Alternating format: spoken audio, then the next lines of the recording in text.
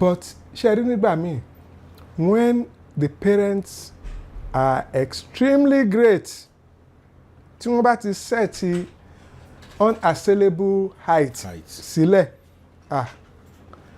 ọmọ á suffer o.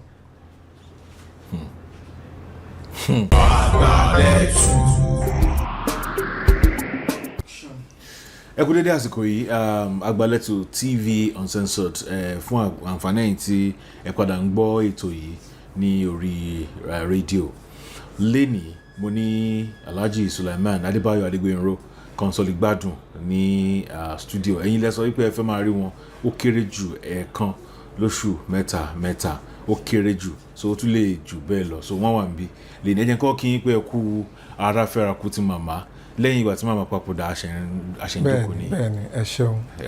ẹ pẹ̀lẹ́ ṣé ẹ sunkún púpọ̀ jù.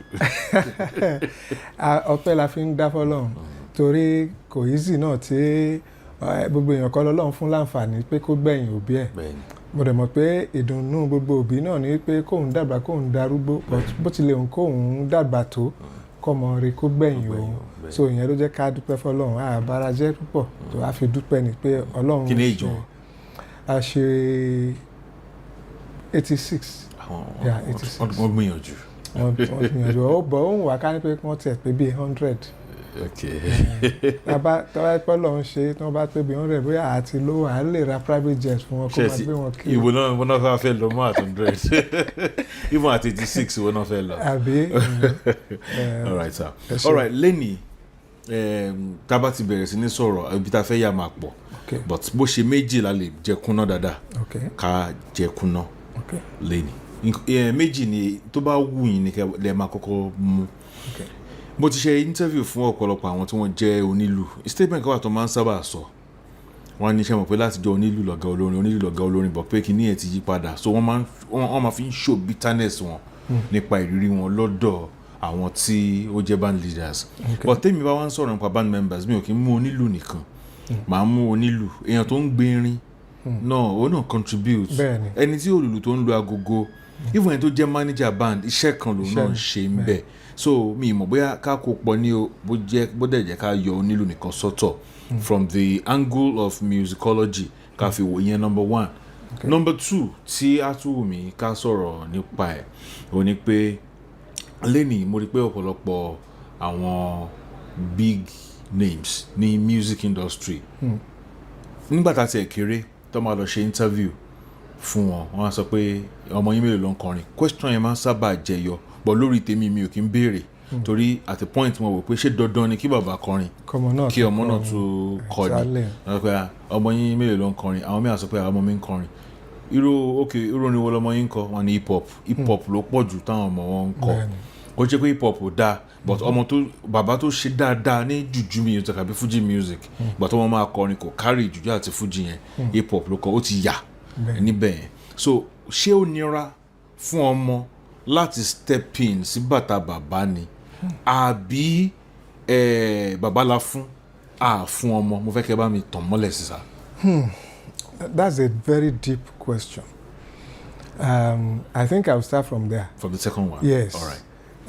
Tá a bá wo ìgbésí ayé ọ̀pọ̀lọpọ̀ àwọn olórin tí wọ́n láàmìlaka tí wọ́n jẹ́ èèkàn nínú olórin tá a mọ̀ a rí wípé ilẹ̀ wẹ̀ tá a bá mú láti ayé àwọn bàbá wa ká bẹ̀rẹ̀ láti bóyá bíi bàbá Àyìndé Bákàrè kò sẹ́ni tí ò mọ̀ wípé tí wọ́n bá ń sọ̀rọ̀ jùjú ipa tí wọ́n kó nínú jùjú kì í ṣe kékeré látàrí oní gìtá kan tó yẹ pé gìtá kan yẹn ni wọ́n ń kọrin lé lórí tó máa dàbí ìgbà ká pé gbogbo gìtá ni ẹ̀ ń gbọ́ nígbà tí wọ́n bá ń ta gìtá. ẹnìkan ló dẹ̀ ń play. àwọn nìkan wọ́n dẹ̀ ń play ẹyọ kan yẹn náà ni oríṣiríṣi orin náà tí wọ́n tún kọ táwọn ayé gbà gan-an nígbà tí irú wọn tí wọ́n wá tọ́lọ̀ ń fún wọn ní ọmọ wọ́n ń pe ọmọ wọn ní bàbá Ṣínà Bákàrè àwọn náà wọ́n ti advance in age gan sìn. it should be 79 àwọn 1945 ni wọ́n so wọ́n yẹ kán tó wà bí 80 báyìí. that's massive. now nígbà tí bàbá Àyìndé Bákàrè bí wọ́n ṣe jẹ́ ìlú mọ̀ọ́ká tó ẹni tó bá wà láyé nígbà tí àbí ẹni tó bá gbọ́njú rádà nígbà tí bàbá Àyìndé Bákàrè wà láyé wọ́n á mọ̀ pé in today's world tá bá fi wọ́n sí category àwọn Lámídé àwọn Davido exaggerate in terms of popularity, in terms of acceptance. Definitely expectation wà wípé wọ́n ní irú ọmọ bíi bàbá Ṣínà Bákàrè. But that's why I thought pé bàbá Àyìndé Bákàrè fúnra wọn tún pẹ́ púpọ̀ tọ́lọ́jọ́ fi dé. Expectation tún wá máa double lórí pé ó yẹ kí ọmọ ẹ̀ náà kí kó lè ṣe dáadáa ju bàbá ẹ̀ lọ torí wọ́n ní ọmọ tí ẹyá bá bí òun lọ yá máa jọ. However, you need to give something to Baba Ṣínà Bákàrè. He might not have been as popular as his father, but he is a well-known, well-grounded musician. Because I want to play guitar, tí bàbá wọn play.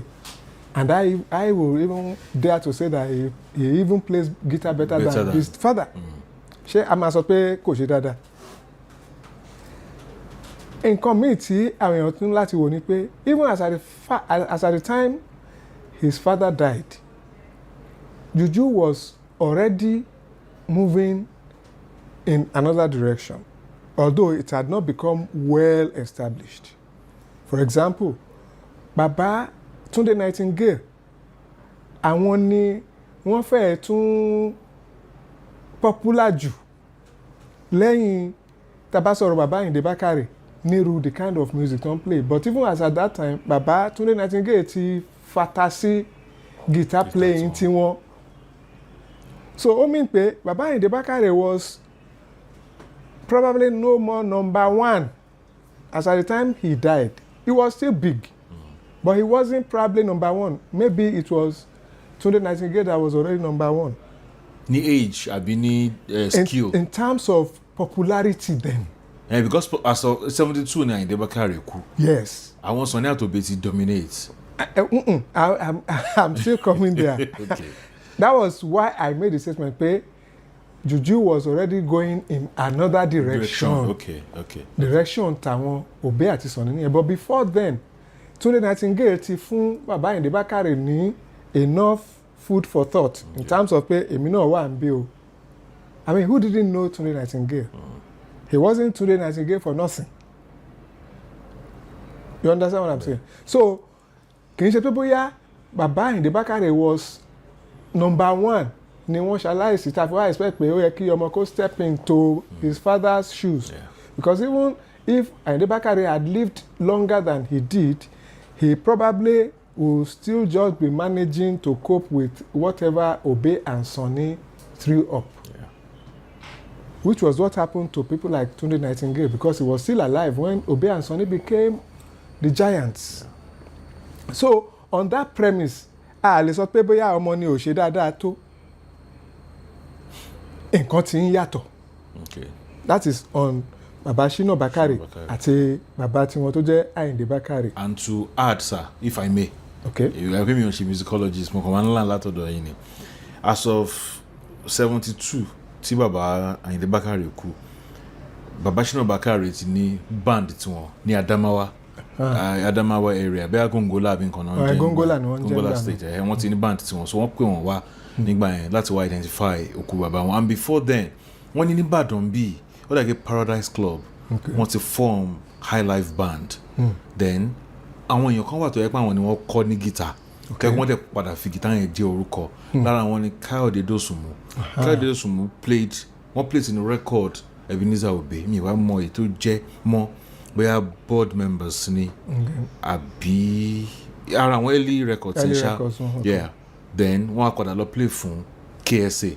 Wọ́n dẹ̀ wọ́n ti join band KSA, wọ́n dẹ̀ wà lára àwọn tí wọ́n máa ń fún KSA ní arrangement and so àwọn sọ pé àwọn làwọn kọ́ ní gbogbo nǹkan tó mọ̀ kìdẹ́ ṣe Káyọ̀dé Dòsùnmù nìkan. So ó fi hàn pé as of time tí Àyìndé Bákàrè wà láyé, Ṣínà Bákàrè ń ṣe music. He was already establishing his own career. Yeah. Exactly. So maybe the mistake that people usually make is that they want to see that child in exact form tí wọ́n fi rí bàbá. Okay. It doesn't happen that way. Nature is not that kind. Okay. Let us go further. Ẹ jẹ́ ká wo bàbá Fẹlá. Okay. Fẹlá Aníkúlápó Kútì. Gbogbo wa la mọ̀ musical exploits Fẹlá.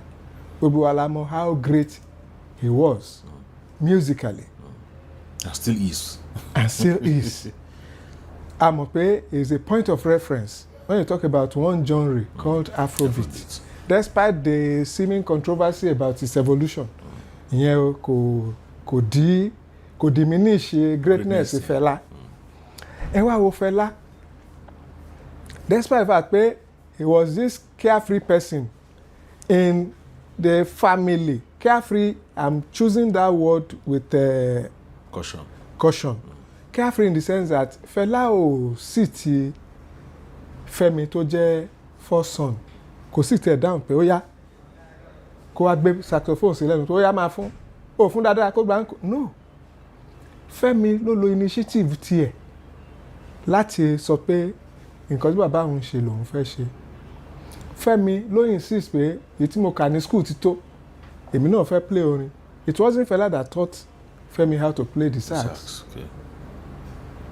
I'm sure people like Baba Ani wọ́n máa mọ̀ nípa bí Fẹ́mi ṣe di instrumentalist, kọ́ trumpet, kọ́ sax, kọ́ keyboard. Now, before Fẹlá died at all, Fẹ́mi had already been waxing albums. After Fẹlá died, Fẹ́mi continues to raise or propagate his own brand of Afrobeat. The mistake that anyone will do òun ni pé kó rò pé bí lábájá ṣe ṣe yẹn gangan ní kí Fẹ́mi náà ṣe ṣe kò lè work bẹ́ẹ̀ because time waits for no one and the only constant thing in life is change. Kò sí kí àwọn nǹkan kan tuntun kó máa wọ nǹkan tá à ń ṣe. That is why tó fi jẹ́ pé as much as you want to use Fẹlá as a yardstick to rate Fẹ́mi, you still when you listen to Fẹ́mi's music wàá tún rí pé àwọn ọkọ àti Fẹ́mi ṣe o tí Fẹlá gan ò ṣe. So tí a bá ní stereotyped mind about this is how Fẹlá used to do it, tí Fẹ́mi bá fẹ́ play orin Fẹlá ó play dáadáa with all the arrangements. But Fẹlá ní identity pé this is Fẹ́mi Kuti. Exactly. tó yàtọ̀ sí Fẹlá tẹ́ ẹ mọ̀. Do we now say that pé káwa undermine effort ẹ̀ káwa sọ pé kò wà as great as his father? A gbọ́dọ̀ gbàgbé pé nígbà kan waxing album ó wà easy and it was the only way that people could relate to their loved artist.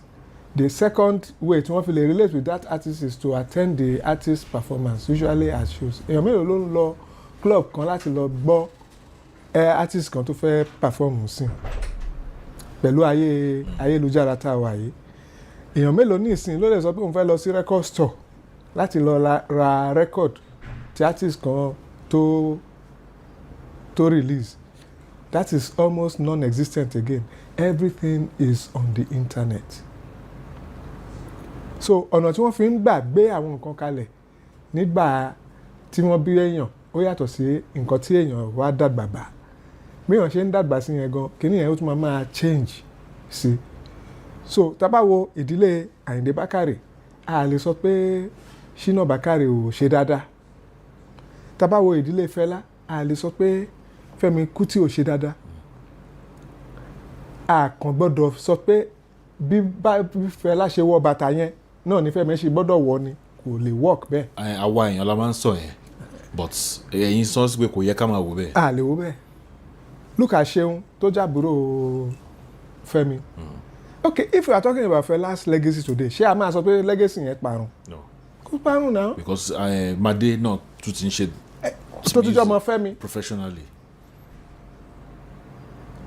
Not in my wildest dream would I think that Made will follow exactly in the footsteps of Fẹ́mi, his father. Well, I said so because I was privileged to see him when he was barely 3 years old. Barely about 3 years, because he could hardly really say much. It was a chance interview when I went to mo lọ interview bàbá ẹ̀ ní shrine, mo wá parí interview ti bàbá ẹ̀ ní shrine, mo wá gba permission pé mo fẹ́ interview ìyá Mádé. Ilé ni mo ti lọ interview ìyá Mádé níjọ́ náà lọ, so Mádé was there. Okay. A young boy. And if things go the way I think it will go, probably Mádé may be the best Kuti that the world has ever experienced in music. Even greater than Fela? I think so. I think so. I pray that he continues the way he's going.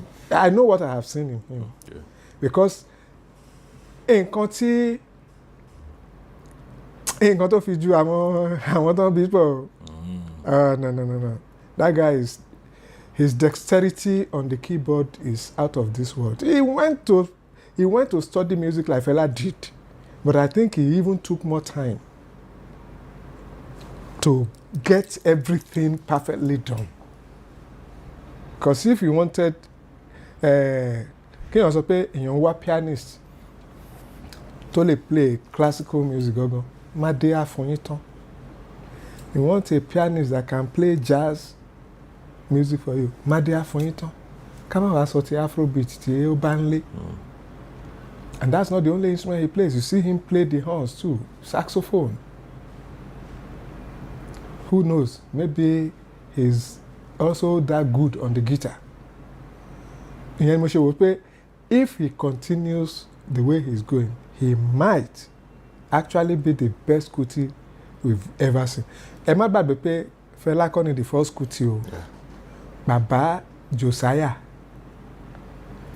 Ransom Kuti. Àwọn ni the first Kuti. Àwọn ni wọ́n bí bàbá tó bí Fela. So bàbá tó bí Fela gangan, a mọ̀ wọ́n gẹ́gẹ́ bí olórin like that. A mọ̀ àwọn gẹ́gẹ́ bí olùkọ́ni. Academic. So látara bàbá tó bí bàbá Fela ni Fela ti wá sọ pé bóun ṣe fẹ́ rìn tòun rèé. And the family tree continues. That's why something like this, I will call it bloodline. That was what I did on radio. Tracing some of these big people. Tá a ti fojú wò pé okay, kí ni state of things ní inú ìdílé wọn. In the bloodline, yeah. Nínú bloodline yẹn. So in some families, bloodline yẹn máa ń cut níbìkan. Ibìkan wọ́n máa continue. Because irú tí Àyìndé Bákàrè ń sìn, agbọ́dé ti bàbá Ṣínà Bákàrè.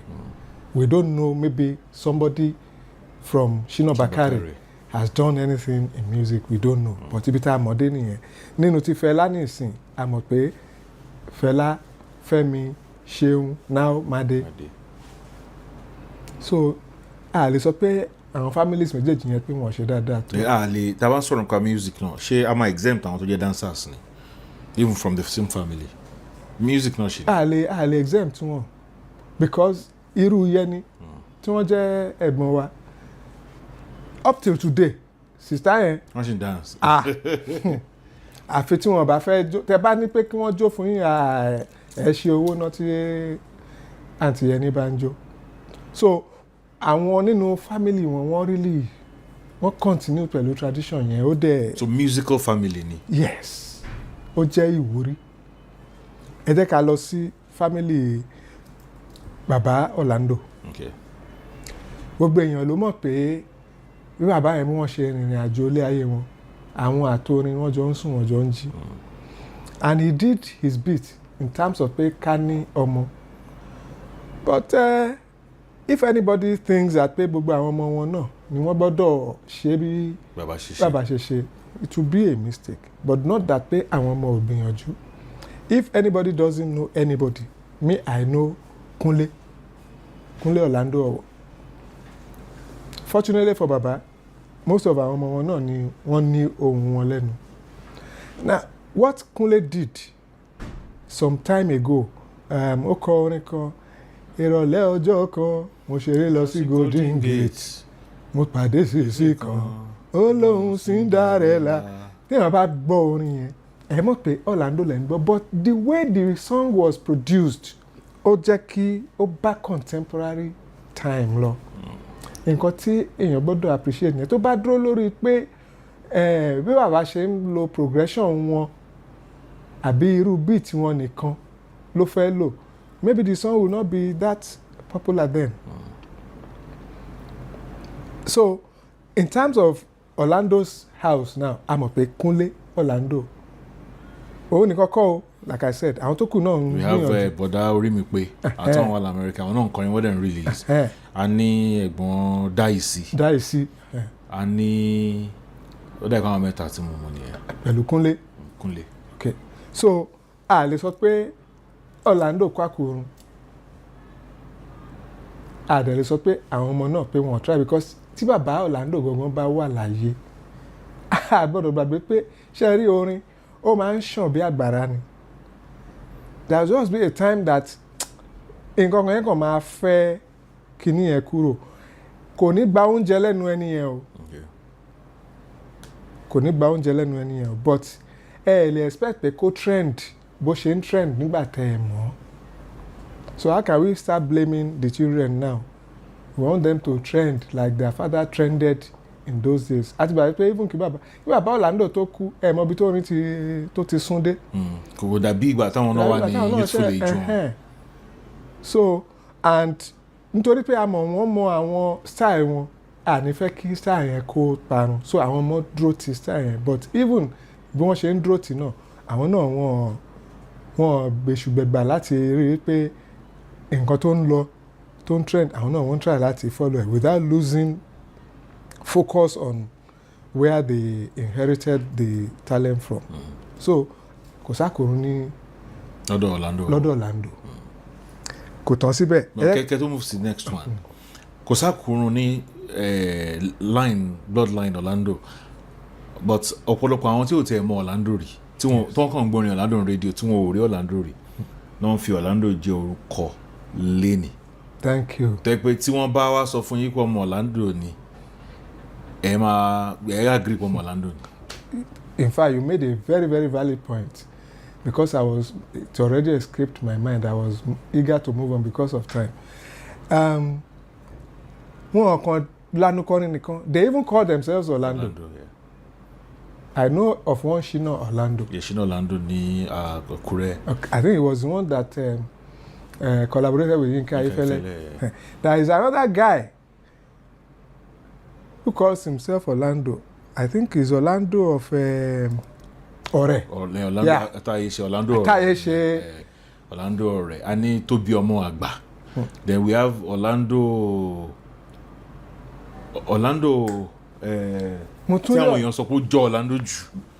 Just like the younger Orlando. Àwọn tó wà máa ń jó ní tiwọn. Ti jó sí wọ́n slim báyìí. Wọ́n slim kí ni Orlando West. Exactly. Orlando West. Ṣé rí irú àwọn yẹn náà wọn ò lè jẹ́ ká gbàgbé genre yẹn.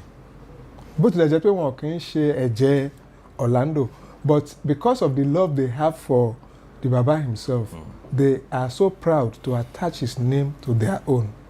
And so if they say ọmọ Orlando ni mí, nífẹ̀ẹ́ jiyàn until tí wọ́n bá di pé wọ́n bá pín eré tí wọ́n láre tí kan wájú kan lọ́tà. Wọ́n sọ pé àwọn bàbá wa rí o, but I like Orlando. Exactly. So I think tí àwọn ọmọ Orlando náà tí wọ́n bá relent, nǹkan kan tó kàn máa ń kù òun náà ni pé káwo ń bo ni orin ń lọ, because orin is orin can be very, very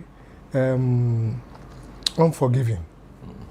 Tóní bá sọ pé ibi báyìí lòun ń lọ, o lè fi sípàsípà dá dúró síbi tó wà. Gbọ́dọ̀ tẹ̀lé tó bá fẹ́ relevant. Tó bá wà relevant, o gbọ́dọ̀ tẹ̀lé. Ẹ̀yin èèyàn bá ṣorí kunkun, èèyàn kàn rí pé wọ́n á ní máa ṣe tó bá ti lè dá gbọ́. Nígbà tí rave star Shina Peters tó dangerous sí, gbogbo àwọn tí ò tẹ̀lé wọ́n fall by the wayside. By the wayside, exactly. So that's the situation. So now I can move on. Àti ṣe Àyìndé Bákàrè, àti ṣe Fẹlá, àti ṣe Orlando. Ẹ jẹ́ ká wo late Haruna Ṣọlá. Ṣé a fẹ́ sọ pé bàbá yẹn ká kúrun? Àbá fẹ́ sọ pé kò rí èèyàn fà ṣẹ́lé lọ́wọ́? Ìfà tó bá jẹ́ pé gbogbo àwọn ọmọ pẹ̀lú interview tí mo ṣe fún ọmọ Alhaji Kazeem Haruna Ṣọlá recently, mo realize pé gbogbo ọmọ Alhaji Haruna Ìṣọ̀lá pátápátá ló lẹ́bùn orin gbogbo wọn ò kàn take it as a profession. Good.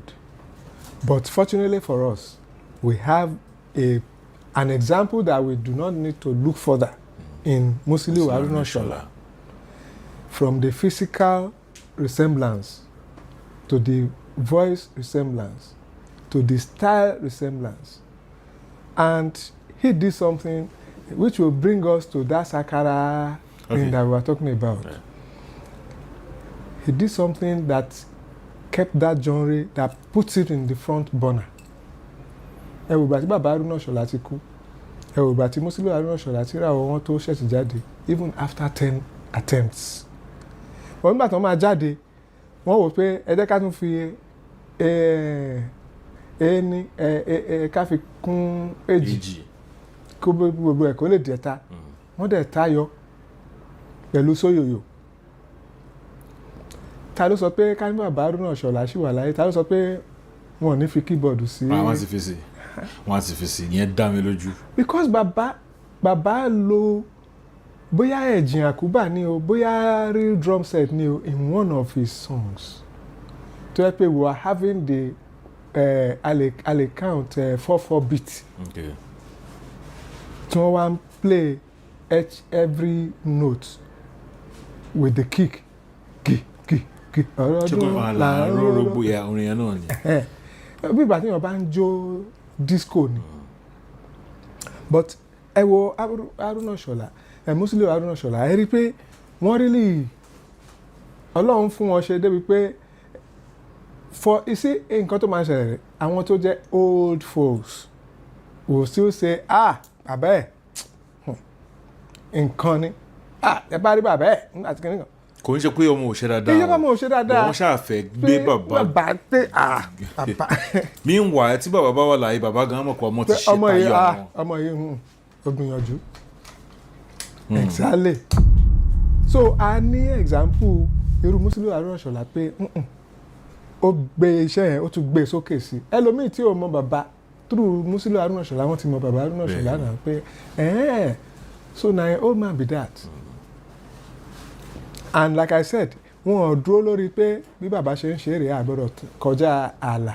Tí wọ́n bá dúró lórí ẹ̀ ó ṣeé ṣe kí iṣẹ́ wọn kó má bùyọ̀ bí ó ṣe bùyọ̀ tó yẹn. Who knows bóyá the first 10 tí wọ́n ṣe gan orí ọwọ́ yẹn ni wọ́n dúró pé ẹ jẹ́ ká má tayọ ààlà tí bàbá láàlẹ̀. Then àbí àwọn ṣe nínú sóyòyò for example ó dàgbé around 2006 or 5 àbí nǹkan ní sóyòyò mi ò rántí. Mo rò pé wọ́n ṣe lu àwọn ìlú wọn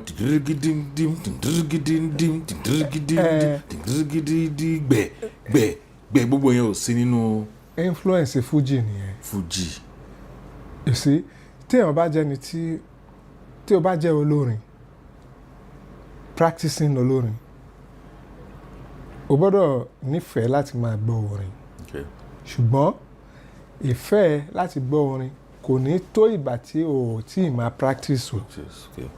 Because tó bá ti bẹ̀rẹ̀ sí practice you are usually more in your own thought because you need to create and create, and if you allow too many things into your ear your brain will not be able to settle to bring something out. But you should be aware of what is trending. Okay. So Fuji influence bó ṣe ní impact lórí jùjú òun náà ló ní lórí gbogbo other genres, especially àpàlà Musiliu Haruna Ìṣọ̀lá. He was the first àpàlà musician to adopt that playing style of percussion from Fuji. Ó dà pé wọ́n yọ àgídìgbò kúrò ń bẹ̀. Wọ́n yọ àgídìgbò kúrò. Wọ́n gbé drum set sí. Àwọn ní talking drum wọ́n wá synchronize. Nice. Because nǹkan tó ń jẹ́ Fuji nìyẹn. So tó máa ti ń play higher ti yẹn kírákàkà pẹ̀lú snare gọ́ngọ́nà máa. Wọ́n jọ ń bá rìn. So kò sí báwo ló ṣe ní move tó bá ń gbọ́. Exactly. Wọ́n ọ̀dẹ̀ change ohun tó fi ń kọrin yẹn ó jẹ́ ká mọ̀ pé orin Haruna Ìṣọ̀lá rèé. In a situation like that, ṣé a fẹ́ sọ pé Musiliu Haruna Ìṣọ̀lá is he not as great as Baba? I'm not saying he's better, but I'm saying. But why ta lè sọ pé he is even better? Why?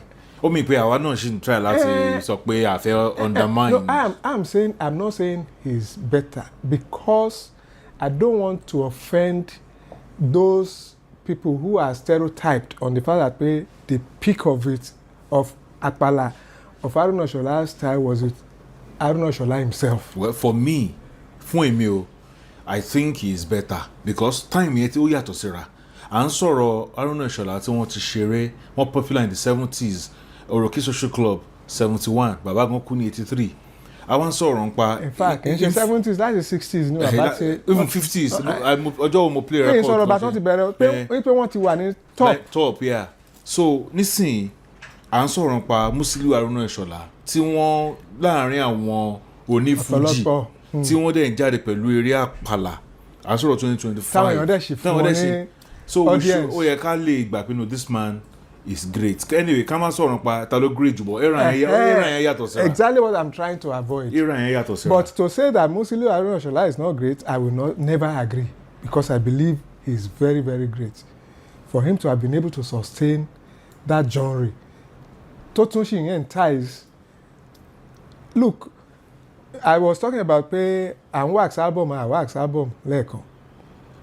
Àwọn orin kan wà tó jẹ́ pé after you have done 1, 2, 3 albums tí tọ́lọ́run ti fi hàn sáyé, ẹ gbàgbé pé ẹ̀ ń retí pé kí ló tún ṣẹ̀ṣẹ̀ release, oúnjẹ tó máa jẹ títí tí ọjọ́ alẹ́ fi máa dé Ọlọ́run ti ṣe fún un. Bẹ́ẹ̀ ni irú ti Musiliu Haruna Shola yẹn, you cannot believe it ní àwọn ibi tẹ́ ti ń rí wọn pé wọ́n perform.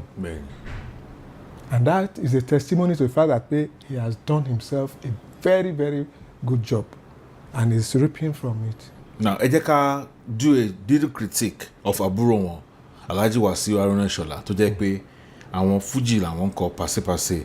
Style Alhaji K1 ni wọ́n lọ ní Alhaji ní line Alhaji Haruna Shola.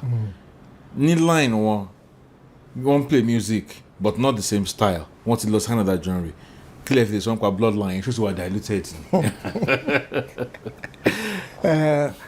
Alhaji ẹ má bínú.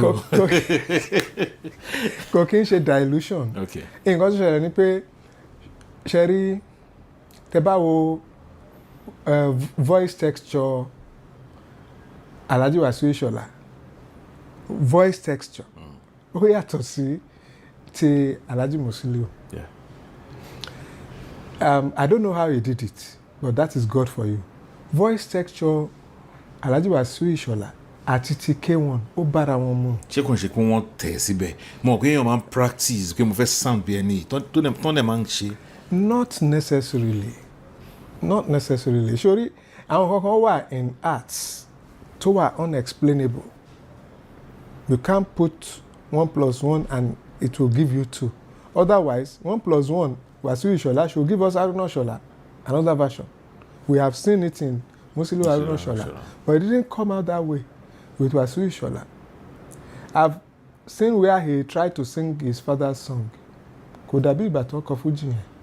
I don't know whether you saw the video. He did it with his brother. Àwọn àti Alhaji Musiliu Haruna Shola náà jọ wà lórí stage. Wọ́n jọ kọ àpàlà yẹn. But báwọn ṣe kọ, ẹ sì mọ̀ pé kì í ṣe pé wọ́n lè kọ́ ní bàbá wọn náà. Bọ̀bọ́ ṣe ń kọ́ kò dàbí ti Musiliu. Torí pé Alhaji Musiliu nǹkan táwọn ń ṣe regularly, then Alhaji Wasiu Haruna Shola Fuji yẹn làwọn ọ̀nà open doors fún sọ́wọ́n dẹ̀ ń ṣe lọ. Nǹkan tí èèyàn bá embrace ó máa ń ṣiṣẹ́ fún yàn. I think growing up he fell in love with Fuji, and then he tried a Wasiu style and discovered that and maybe because he's younger. Yeah, he is. So as a young person, why prefer láti ṣe Fuji? Because Fuji ṣì trend ju àpàlà lọ. Tábà yọwọ́ even bá ṣe ń sọ lẹ́ni báyìí ní ìsìn. Ká gbàbẹ̀ yẹn yà sọ́dọ̀ Àyìnlá Ọmọwúrà. Àpàlà wà nílé Àyìnlá Ọmọwúrà. But ṣé a rí greatness tó surpass Àyìnlá nílé Àyìnlá? I'm not sure. Àti rí. Bọ̀dá Akeem late now tó jẹ́ ọmọ Àyìnlá Ọmọwúrà, wọ́n gbé àpàlà yẹn nígbà tí Àyìnlá kú. But what set him apart from his father ni pé voice quality bàbá wọn wọn ò ní tó. ó jìnnà síra wọn. ó jìnnà síra a lè fi ohun Àyìnlá wé ohun bọ̀dá Akeem. Alhaji Dauda tó jẹ́ àbúrò wọn tó ń bá wọn ṣeré tó yẹ pé ọlọ́wọ́ tí wọ́n jọ ń gbérin fún wọn àwọn náà gbé nígbà yẹn. ẹ pé àwọn náà kọ́kọ́ gbé àbí náà gbé memorial band yẹn. memorial band yes ṣùgbọ́n ohun wọn kò wá as rich as that of Àyìnlá himself. ṣé wàá mọ̀ pé obìnrin nínú ilé wọn Àlímọ́ ìyẹn gbé àpàlà yẹn but òun náà mọ̀ pé níbi táyé ń lọ sìn fújì ni àwọn èèyàn gbàjù kí ló ṣe ni pé ó fi èjì kún ẹ̀ta nínú orin ẹ̀ máa bá resemblance pé ìgbà téèyàn bá ń kọ ìgbà téèyàn bá fẹ́ start fújì melodic instruments guitar keyboard gbogbo ẹ̀ ló kó sínú ẹ̀ kó tó ṣẹ̀ṣẹ̀ delve into the Àyìnlá style but maybe because she is a woman àwọn èèyàn ò fi bẹ́ẹ̀ rí bíi pé àròlé Àyìnlá rẹ̀ but tó bá wo gbogbo àwọn records tí wọ́n ti ṣe lẹ́yìn ikú Àyìnlá I would want to say maybe her record stands out better bó tilẹ̀ jẹ́ pé there is a lot of things that goes into it kò kí n ṣe the authentic Àyìnlá Ọmọwúrà sound tá a mọ̀ but kò lè jẹ́ authentic because ayé ti kúrò láti 1980 to 22 over 40 years. You know? èèyàn lè padà sí time yẹn kò ṣe máa. ká wá sọ pé nísìnyí okay o a fẹ́ practice orin let's say a fẹ́ practice jùjú nsìn ká sọ pé ká lo bass guitar kan ká lo àgídìgbò kán dẹ̀ lu àkúbà àdẹ̀là ń kọ jùjú tá bá ṣe bẹ́ẹ̀ a kàn fẹ́ relieve nostalgia ni tá bá serious tá fẹ́ káwọn èèyàn reckon pẹ̀lú wa àmọ́ nǹkan tá gbọ́dọ̀ kó wa. so nílé Àyìnlá for now it is that woman that we can say is trying to continue the legacy but has it reached the level that Àyìnlá left it? I'm not sure it has. So bloodline wà ńbẹ̀. Ó wà ńbẹ̀. Continuity wà ńbẹ̀. But kí ni nǹkan tó kù to shoot it up to give it global endorsement is what is lacking now.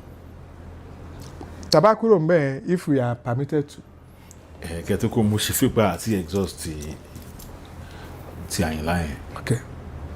Tí wọ́n pé Àyìnlá wà láyé wọ bí 95 year 2000 tó ń dẹ̀ ṣe ń kọrin so possible kí style music kan kó change.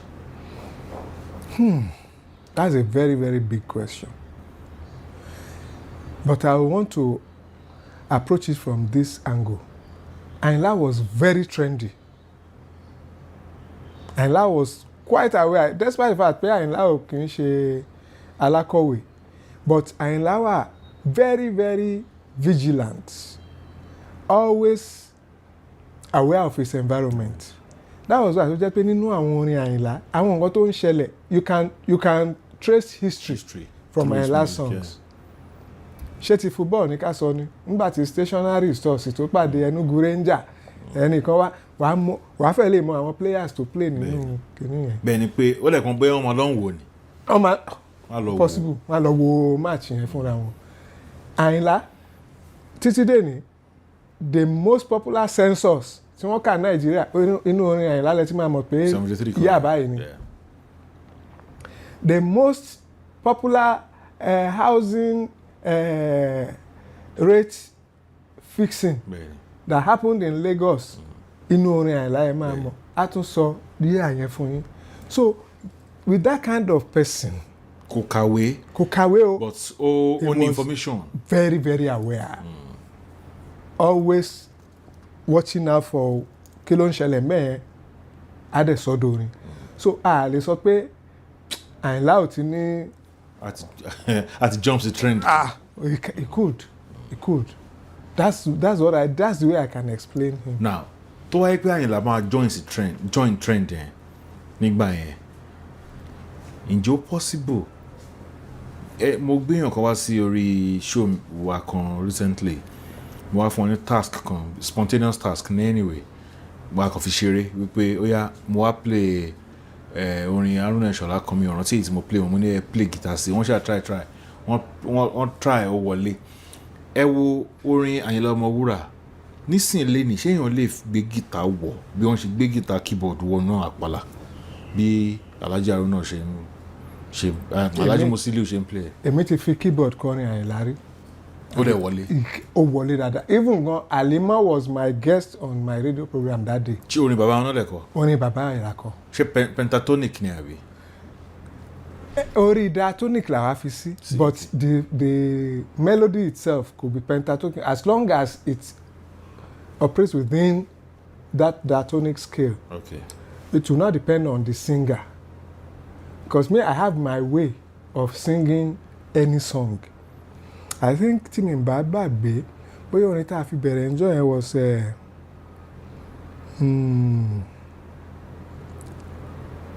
ṣé kì í ṣe bóyá either mo gbé tèṣin dání mo gbé tuntun dé or bóyá ebi kì í pagún dọjọ́ alẹ́. So imagine bí Àyìnlá ọmọ báwo rẹ ní gbẹ́kẹ̀lé àtẹ̀rámọ́ṣẹ́ ni ebi kì í pagún dọjọ́ alẹ́ o agbẹ́nigbẹ́rẹ́ pàdé olúokun. You can imagine that pé ó wọ keyboard because somewhere along the line when I'm going to sing it where I need to bend my voice to keep in the key I will do so. I did it, I gave it to her as a bait and she perfectly fitted into it. Okay. Oh, in fact bíbà ká pé òun gangan ti ń practice pẹ̀lú mi tẹ́lẹ̀. Okay. So orin Àyìnlá wọ keyboard dáadáa. Okay. Ó wọ tempered tuning scale dáadáa. Ṣé a rí nǹkan kan tó yàtọ̀ sí Alájà yẹn? Ṣé a ní nǹkan kan tó ń kọrin Àyìnlá nísìn? Not to my knowledge. Mo gbọ́ pé ọmọ wọn kan náà ń kọrin o, but I've never seen him perform. Ọmọ Àyìnlá gangan ọkùnrin. Okay. But I've never seen him perform. I've never seen his video. But mo gbọ́ pé ọmọ wọn náà kan kọ. Ẹ já move sí next time. Okay, so we come to IK Dairo. Bàbá nìyẹn. Bàbá nìyẹn. Nínú gbogbo àwọn tí a ti sọ nípa ẹ̀ tẹ́lẹ̀, I think this one should take additional star. Yeah. Because additional. Yeah, additional star. Because ẹ mọ̀ pé mo gbé fún Alhaji Musiliu Haruna Ìṣọ̀lá, mo fẹ́ gbé fún ọmọ IK Dairo náà, which is Paul Play. Tàbá wo bí Paul Play bó ṣe bẹ̀rẹ̀, òun àtàwọn wọ́n pe ṣé Oxygen kan náà ń pe band wọn Young Boys wọ́n pe hip hop nǹkan. But when I don't know how the idea came to him and he answered that call, why don't you do something with your father's song? And he did Moshorire. It was like, wow.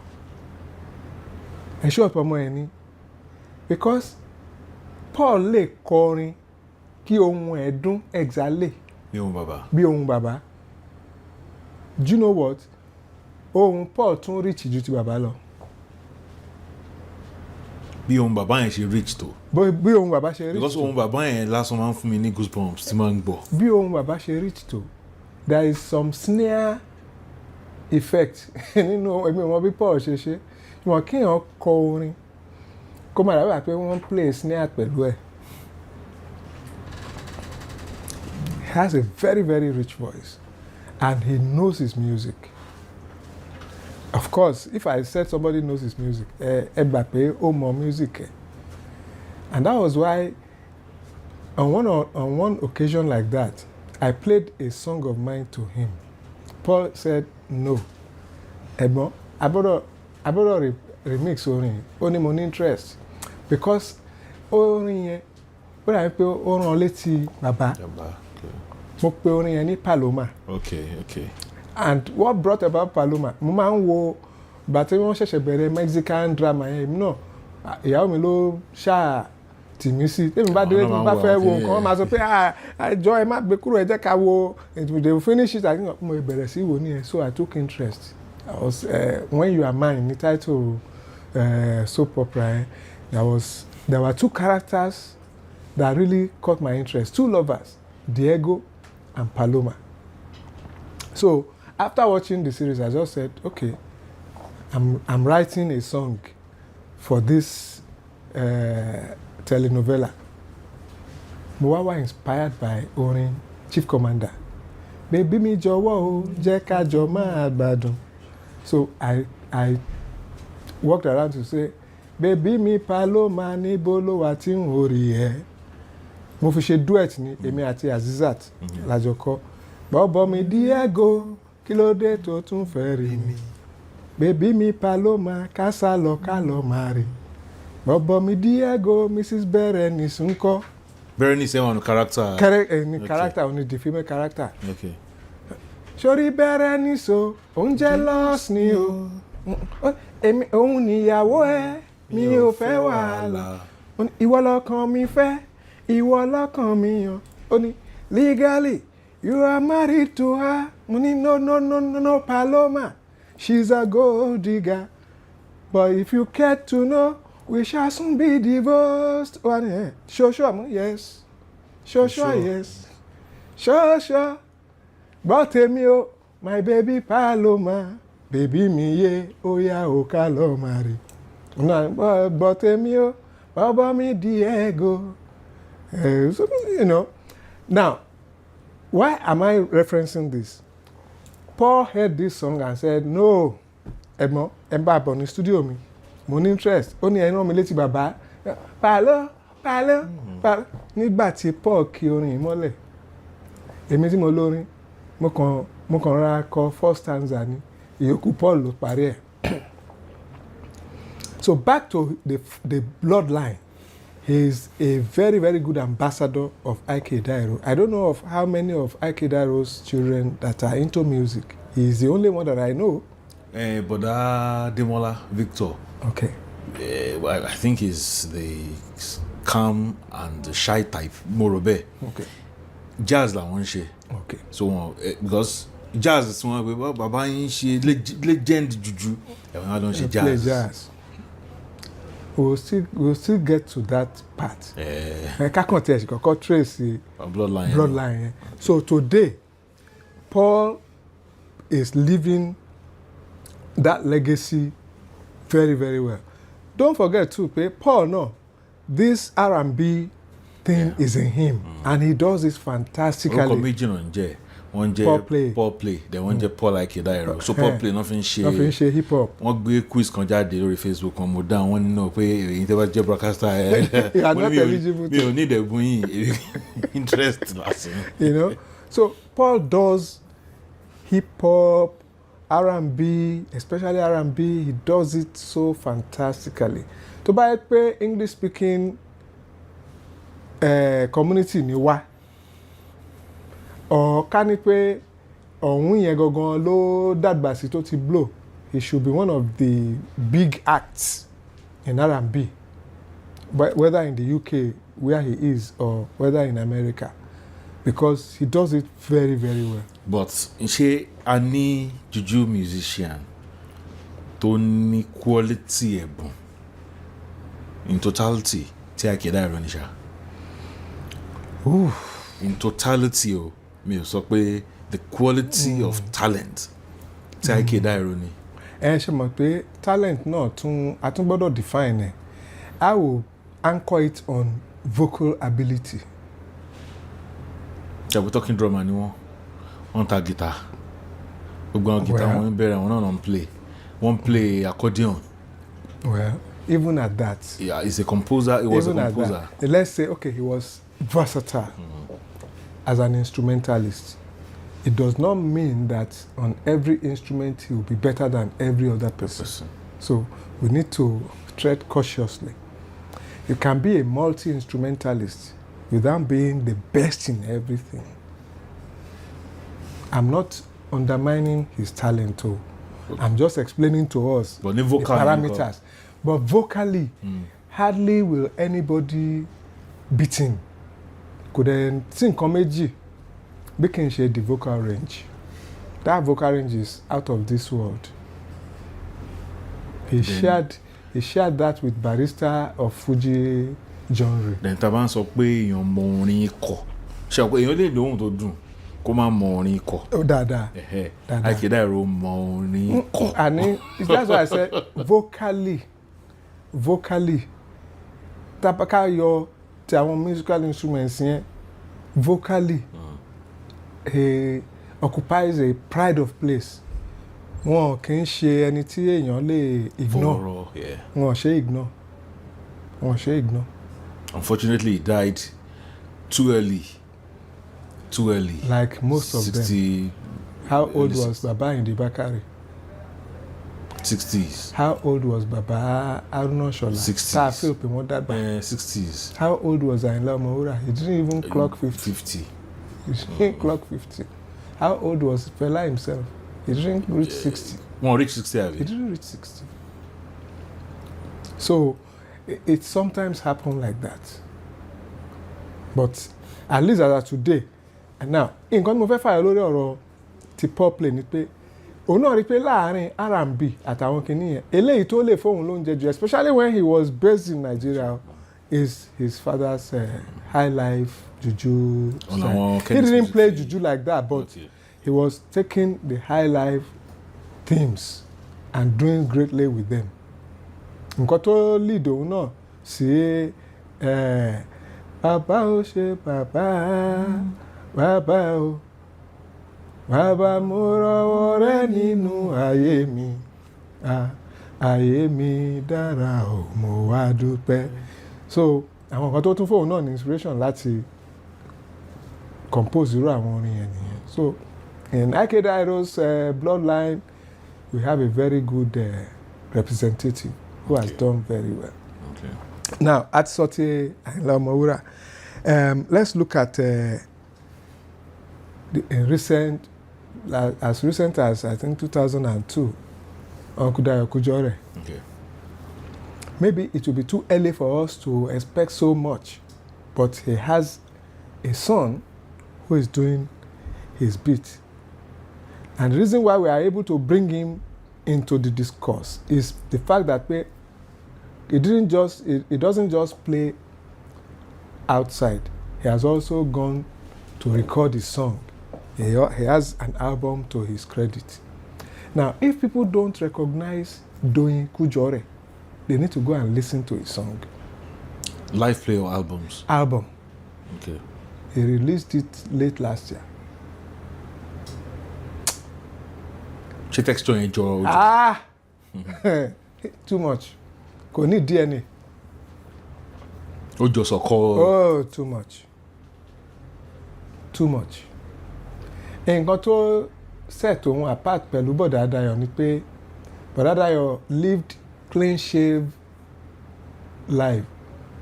Doyin ní irùngbọ̀n rẹ̀ tó ti pọ̀jù, kò ní lè máa fi powder kí náà ti ń pè shaving powder lójoojúmọ́. That's physique. He's on the darker side to his father's light complexion. No, but àwọn náà dark ń bẹ̀rẹ̀. But in terms of activism on stage, Same. Voice, same. Tó bá ń gbọ́ Doyin wàá rò pé Wonder Dayọ̀ ló ń gbọ́. So maybe in the years to come, people will become better aware of him. Ẹ jẹ́ ká arrange bí wọ́n ṣe máa wá ságbàlẹ̀ tó at least káwọn èèyàn kan. With all pleasure. Kan rí wọn. He will. In that bracket, mo feel pé ẹ ká sọ̀rọ̀ nípa Bọ̀dá Yẹmí Kútì, Kọ́lá Yẹmí Kútì tó jẹ́ ọmọ Yẹmí Kútì. Okay. Bí bàbá wọn ṣe rí lójú làwọn náà ṣe rí lójú, wọn jọ bàbá bó ti yẹ pé ọmọ Yẹmí Kútì tó ń kọrin wọn fẹ́ tó mẹ́rin.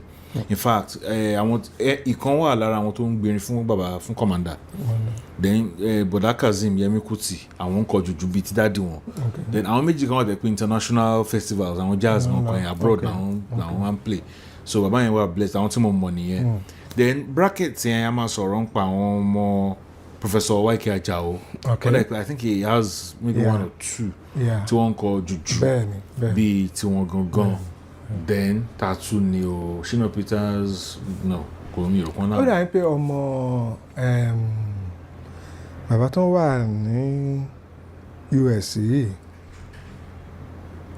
Emperor Olateju, Wale Olateju. Once in US, once wọ́n ti kú. He was. Wale, that's Ludare. Ludare. Àwọn kọrin Ludare ń kọ orin but bí KSA ni wọ́n ń bọ̀ but bloodline yẹn pẹ̀lú Sábàdà kò break o. Ẹni tí mo fẹ́ pè was Olúfàjẹ́mi Rókùn. Okay. I think one of his sons too. I think so. I think one of his sons is into music. Bóyá wọn wá tí fi ṣe full time. Okay. I don't know. But Nigeria ni ọmọ yẹn wà. Yeah, Nigeria ló wà. Okay. Nigeria ló wà. Okay. In fact, he gave me a link that his father is always usually very busy, but that if I'm able to track him down, maybe on his one of his social media handles, Okay. I'll be able to talk to him. Okay. So, but kò tán síbẹ̀ náà, a ṣì rí nínú wọn náà, for example, General Kollington Ayinla, lẹ́sọ̀ àgbà pé bàbá ṣì wà láyé, ọmọ ẹ̀ náà ń kọrin. Call him Big Sheriff. Big Sheriff. Hip hop. Ó yà wá lẹ́nu pé àti èrè ọmọ bàbá general tó jẹ́ pé Fuji gangan náà kọ. Because expectation àwọn èèyàn ni pé kàn rí Fuji sign. So it is probably not enough that the son or the daughter is a musician, but are they carrying on the legacy Of Fuji music. And taba ti ń sọ̀rọ̀ Kollington Ayinla náà a máa sọ̀rọ̀ Salawa Abeni because wọ́n jọ pawọ́ pọ̀ bí àwọn tá à ń sọ yìí ni. And incidentally Big Sheriff ó ti ṣe collabo pẹ̀lú mama Alhaja Salawa Abeni, ó ti feature nínú orin ti General Kollington Ayinla náà, but the kind of kinní táwọn ní àti lè gbé sí Fuji tàbí ká gbé sí waka. So you say that kó jẹ́ waka or kó jẹ́ Fuji láwọn èèyàn máa wà satisfied lèmi máa wà satisfied okay yeah. Okay, mo mọ̀ pé Sheriff náà ó máa gbọ́. Tó bá jẹ́ pé hip hop ni a fẹ́ lò ní àṣeyásí pé bloodline tẹ̀síwájú gbogbo artist pátápátá la máa kó sínú bracket yẹn because almost all of them ló ní and hip hop mi ìmọ̀ bó ṣe difficult àbí bó ṣe easy láti kọ tó but àwọn jùjú Fuji wọ̀nyí wọ́n difficult láti kọ. I think nǹkan tó ń push àwọn ọmọ yẹn sí hip hop ni pé ó wà faster láti accomplish. Àkọ́kọ́ náà one song of not more than 3 minutes can shoot you to global fame. Tó bá fẹ́ kọ Fuji kó tó ṣe intro kó tó kọ ẹ̀dọ̀ kí orin kó tó fa kò mú kan ẹ̀yọ. Kó tó ṣe intro kó tó kọ ẹ̀dọ̀ kí orin kó tó fa kò mú kan ẹ̀yọ. Nice joke. Kò easy. So nǹkan tó máa ń ti àwọn àti pé normally global trends, this Afrocentric, Afrobeats as they call it, like I said, it's just like a shortcut to fame. Well, at the same time, bó ṣe jẹ́ shortcut to fame, Juju àti Fuji ó ṣì wà ń bẹ̀ o. Of course. Mi dẹ̀rọ pé Juju àti Fuji ń lọ sí anywhere. That is especially why, that Fuji music. That is why tí ọmọ tẹ́yà bá bí tó bá kọ̀ tí ó bá jọ ẹ̀yà, àwọn ọmọ tẹ́yà òbí wọ́n á wọlé ẹ̀yà náà. Àwọn ọmọ tẹ́yà òbí wọ́n máa wọlé ẹ̀yà wọ́n máa jórúkọ ẹ̀yà lọ. Yes now. After all ṣe bá a rí ti bàbá Orlando. Okay, let's talk about Dr. Sikiru Ayinde Barrister. Ibì kan wà táwọn èèyàn ṣì ń dúró kẹ́ ẹ lọ Sunny Obi bóyá ẹ fẹ́ kọ́ mu. Okay. Let's talk about King Sunny Ade. There was a time during my days at MITV, a young man was introduced to me. I think maybe it was an album or a single. Ó ṣe video ẹ̀. So òun ló jẹ́ kí n lè host ẹ̀ lórí program náà. They called him Prince Sunny Ade. That's PSA. I thought in a few years pé ó máa really pull.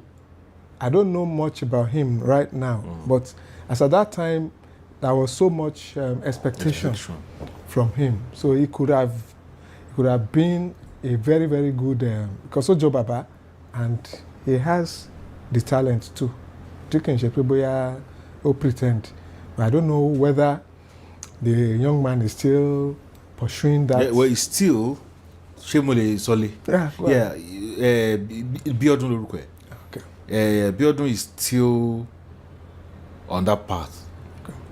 But I remember about 12 or 13 years ago, I told him, most of money pay bata KSA, moloti o to be the heavy.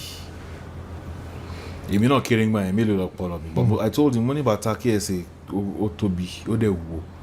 Money is either you do something else, not because we don't like it to pack gun.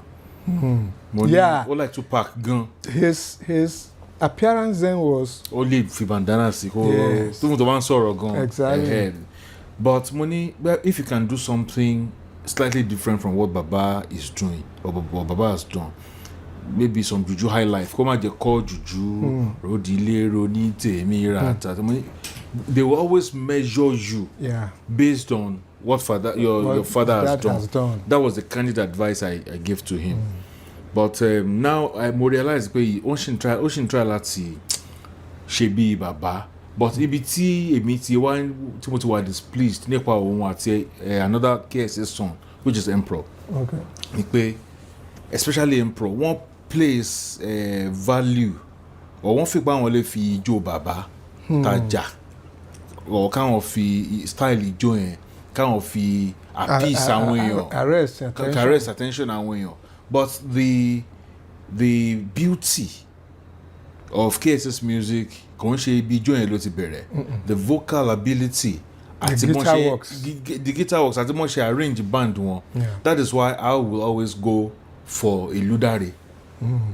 Tá bá ń sọ̀rọ̀ nípa KS's style of music. Tẹ́ bá gbọ́ àwọn orin tí Ludare máa ń kọ, ìpèdè wọn, ẹ máa wò pé ṣálákọ̀wé náà ló ń pe irú èdè báyìí. Ludare is an artist to always watch out for. Okay. Taban son pa KS's style. So I think KS's biological children should, I don't know, maybe when I Ludare ṣe ń kọ orin kì í ṣe ijó yẹn nìkan. Sonny will always be Sonny, even Komajo. Yeah. But Sonny ò lè máa jó, Koma kọ orin gidi káwọn èèyàn máa sọ pé Sonny ni no. Ó yàtọ̀, so they should work on themselves. They need to work more. One what talented, especially Biodun. Okay. Yes, one need talent, one then interest, because before ká tó sọ̀rọ̀ talent gan, interest kọ́kọ́ ṣe pàtàkì. Yeah. So interest very important. Very important. So you have summed it up. In a situation like that, Yorùbá ní tí èèyàn ò bá mọ ibi tó ń lọ, ó yẹ kó mọ ibi tó ti ń bọ̀.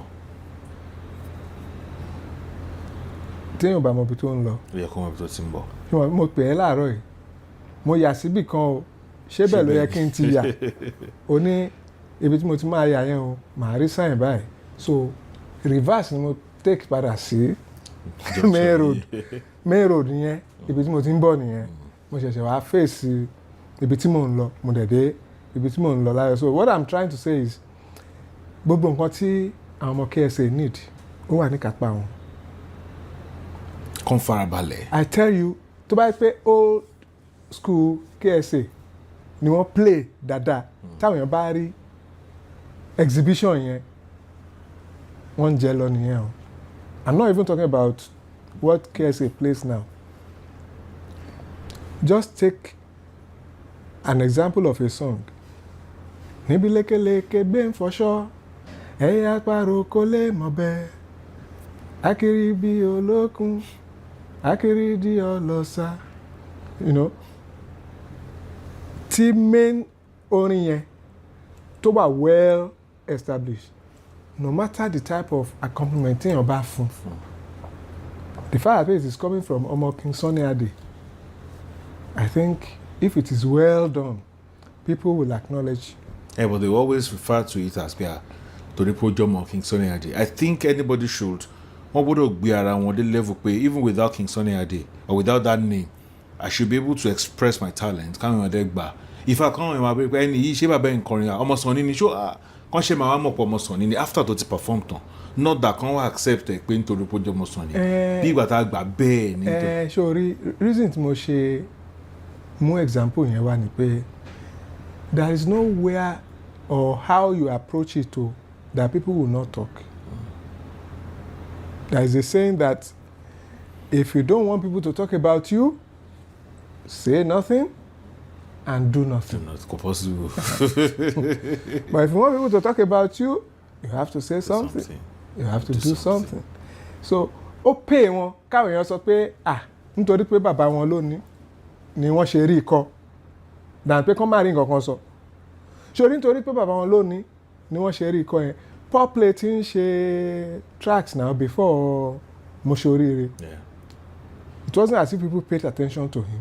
Wọ́n ti ẹ̀ ní orin kan tí wọ́n ṣe wọ́n long track báyìí ni wọ́n gbé jáde lórí playground music bí wọ́n ṣe bí high life bí àwọn promote ẹni bọ́dà kí mo ṣe lórin yẹn lọ́wọ́ so Paul Play tó máa fẹ́ ṣe high life nìkan wọ́n lè ṣe. dáadáa ó wà versatile ṣe ó wà versatile ṣe. mi bẹ́ẹ̀ kí n lo opportunity kí n fi pass message or bí advice fún àwọn ọmọ King Sunny Adé àwọn méjèèjì máa bá wí mo dẹ̀ máa lo platform yìí láti sọ fún wọn kọ́ wọn ní bínú tó máa lẹ́fẹ̀ẹ́ bínú náà òótọ́ ọ̀rọ̀ máa ń kúrò.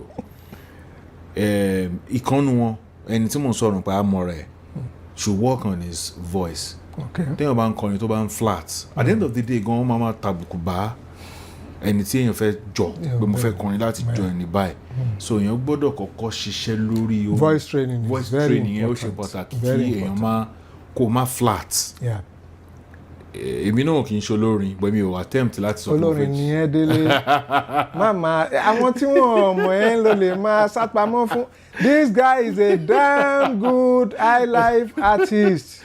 I have his album not one track. Okay, fantastic musician. Okay, sir. You see tá bá ti dé di microphone pé ọ̀rọ̀ la wá sọ ń bí òun la máa ń kóra wa níjànú tẹ́ ẹ bá túlẹ̀ pé kí Délé wá perform ẹ mọ̀ pé olórin ni ẹni tẹ́ ti ń gbóhùn ẹ̀ látijọ́ yìí tẹ́yìn ń fojú sọ̀rọ̀sọ̀rọ̀ wò. ẹ̀já tẹ̀síwájú sáà ní sọmọ. Exactly. So that's for KSA. Jẹ́ ká sọ bàbá Chief Commander Ebenezer Obey. All right, sir. One interesting man. What can I say? Sherry, mi mọ̀ bọ́ yẹn máa ń sọ kí I hope I'm putting it right. Wọ́n ní lálóhun tán kò ní but gbogbo nǹkan lèmi fi rò pé bàbá ní o Chief Commander just like KSA wọ́n lóhùn wọ́n ní ability láti coordinate wọ́n ní managerial acumen láti succeed financially Ọlọ́run tún wá fún wọn ní àwọn ọmọ maybe the way he trained them ni ó ṣe jẹ́ kí ọ̀pọ̀lọpọ̀ àwọn ọmọ wọn kí wọ́n. verse music. Yes nítorí Tolú tá à ń gbọ́rọ̀ ẹ̀ lénìí tó fi jẹ́ pé anywhere àti bàbá bá wà bàbá lè jókòó kó jẹ́ pé Tolú ló máa kọrin yìí n tí mo gbọ́ ni pé bàbá ò take it easy pẹ̀lú Tolú. èmi náà gbọ́ bẹ́ẹ̀. It was a big battle but I'm happy for bàbá today because ká ní pé wọ́n lo gbogbo agbára tán nígbà yẹn láti discourage Tolú nǹkan tá à ń rí tínú wa ń dùn lénìí a lè má rí. so àwọn bẹ́ẹ̀ ṣe sọ lẹ́ẹ̀kan pé tẹ́yà bá ṣe kìíní kan ọmọ tẹ́yà bá bí. so ó mìíràn pé àwọn tó máa jẹ́ orúkọ láti ta ló máa pọ̀.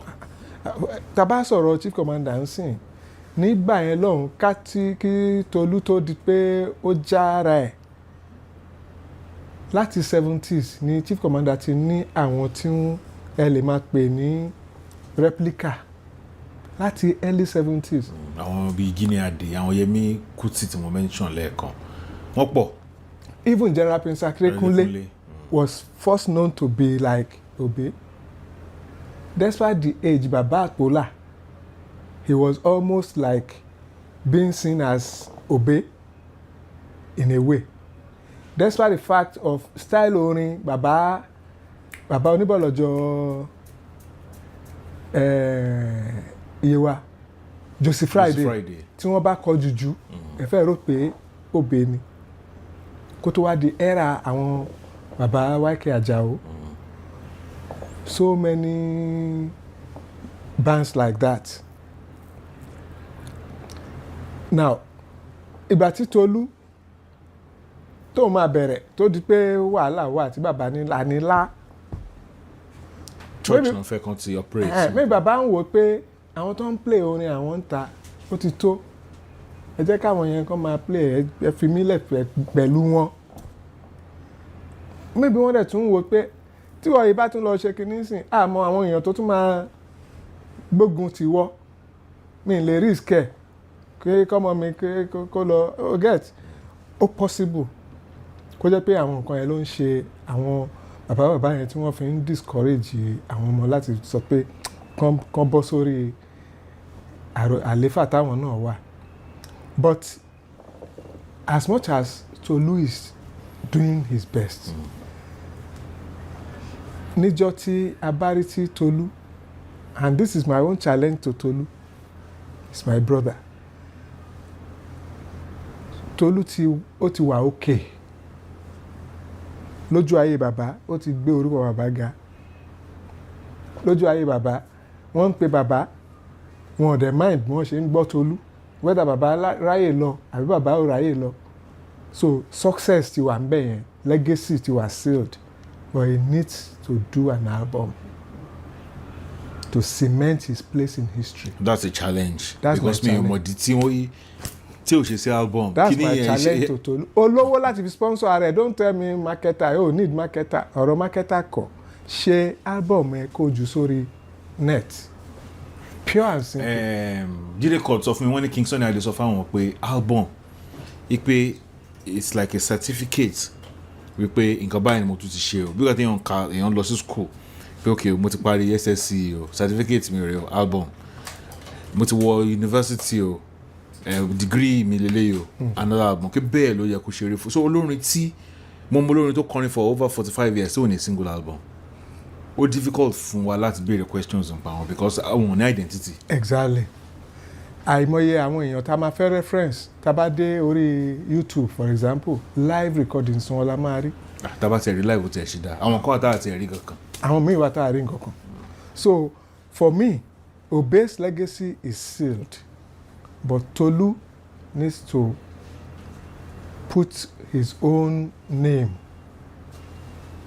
on stone. Ṣé lóòótọ́ ni pé kò sí album kan with the name Tolu Obe? No, that over.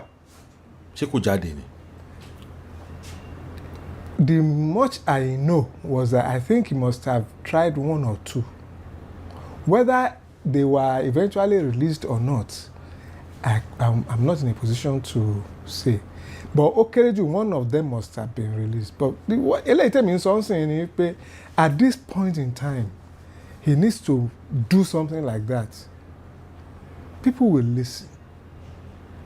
It doesn't matter what the review is going to be. The fact is that you have sealed your place in history of the legacy of your father. Now you can cement it. He needs that album to cement it. Because every time Abba mentioned Chief Commander Edinda Obe, he did this greatly, he did that greatly, he was even able to mentor his son. The question at the end of the day is, okay, he mentored him at social events. Where is the album? Whatever tí Tolu báyìí tí ṣe tẹ́lẹ̀, kó fi yẹn sẹ́gbẹ̀ẹ́ kan, kó ṣe mí nísìn at this time. Sọjí Ọmọ́táyọ̀ ọ̀rẹ́ ẹ̀ ni. Mo dẹ̀ mọ̀ pé Sọjí Ọmọ́táyọ̀ máa rí interview yìí. Àwọn tún súnmọ́ Tolu dáadáa, èmi ò ní nọ́mbà ẹ̀. Kò lè take care more than pátápátá 4 weeks of intense dedication. Kò yẹ kó tó bẹ́ẹ̀. And it doesn't have to be all his own new compositions. No. Kò sí nǹkan tó wrong. His father's song is his song. He can take one of them as a flagship. Just one. Kó fi ṣe track kan nínú album yẹn. Kò sí nǹkan tó wrong níbẹ̀. Now, so we have Tolu Obe. Yeah. Only Only. From For now that we know. But a ní àwọn tí ó yẹ kí wọ́n fẹ́ràn commander. Yes. Èmi kan fẹ́ di Obe Ìbàdàn gbà kan. But later mo wá track pé kò mi ò kọ music. Ṣé ẹ ti rí Kí n nísìn? máa jẹ́ Obe. Ṣé èèyàn lè dédé di Obe Ìbàdàn láì jẹ́ pé olórin ni? Kí n máa jẹ́ Obe toll gate.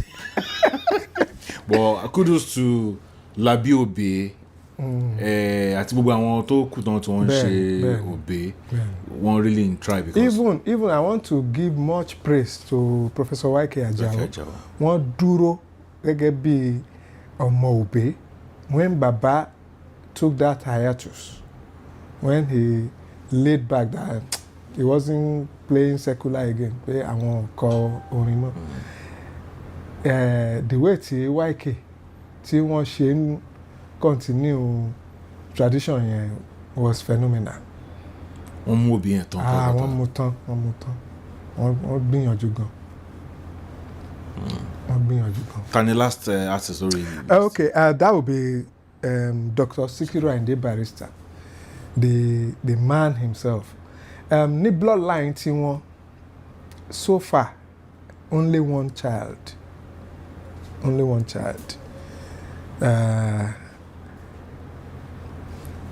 Interestingly, because I don't want to use the other word, interestingly, that child is not singing Fuji.